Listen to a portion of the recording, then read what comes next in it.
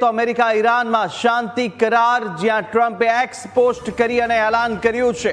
Donald ટ્રમ્પે truth social પર post કરી અને જાણકારી આપી.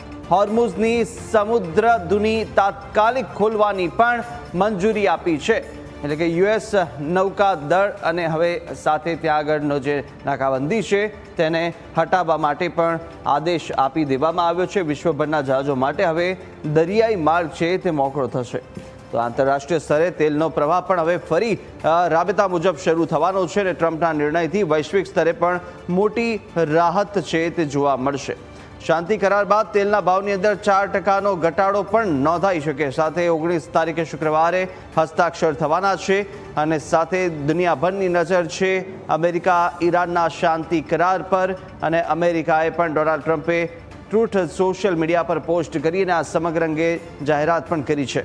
જોકે હોર્મુઝની જે સમુદ્રધુની કે જેને એ માર્ગ છે તે ખોલવાની તાત્કાલિક અત્યારે આદેશ આપી દેવામાં આવ્યા અને યુએસ નૌકાદળ કે જેને પણ પોતાની જે નાકાબંધી ત્યાં લગાવવામાં આવી હતી તેને પણ હટાવવા માટે આદેશ આપી દીધા છે.